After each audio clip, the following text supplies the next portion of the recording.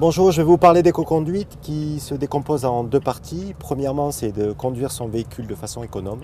Et puis deuxièmement, c'est de le maintenir dans un état qui le soit tout au long de sa vie. La première règle de base de l'éco-conduite, c'est le changement de rapport. Il faut être le plus rapidement possible sur le rapport le plus élevé. Il faut être en troisième dès 30 km/h, quatrième dès 40 km/h et en cinquième dès 50 km/h. Une fois qu'on est à cette vitesse-là, on accélère progressivement pour aller jusqu'à la vitesse où laquelle on veut aller, 90 ou 130 par exemple. Le régime moteur, c'est quelque chose de très important. Il faut considérer que sur le premier rapport, sur un diesel, on peut passer le premier en seconde dès 2000 tours et ensuite sur les autres rapports dès 1500 tours. Et en essence, 2300 tours pour le premier rapport et 2000 tours pour les autres. Donc si on limite son régime moteur, on limite sa consommation. Deuxième règle de base, l'anticipation.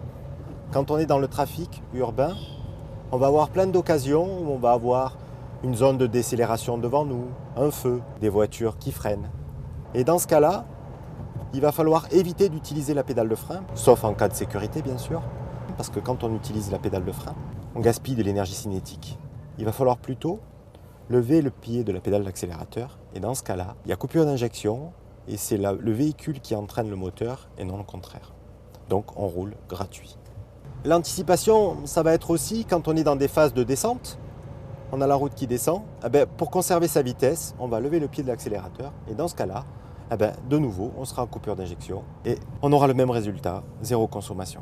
Quand on parle d'anticipation, ça met en opposition quelque chose qu'on apprend à l'auto-école, qui est rétrograder pour décélérer. En fait, quand on rétrograde, on limite le temps en consommation nulle, puisque chaque fois on est obligé de débrayer, et là on reconsomme. Et ce d'autant plus que sur les véhicules modernes, on a des systèmes de freinage très performants.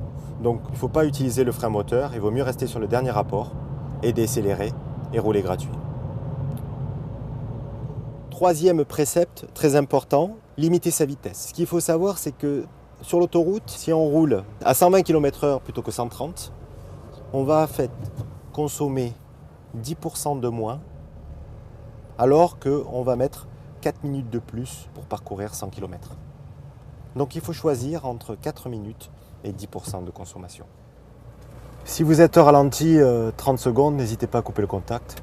Sachez que le démarrage moteur, c'est équivalent à 4 secondes de ralenti.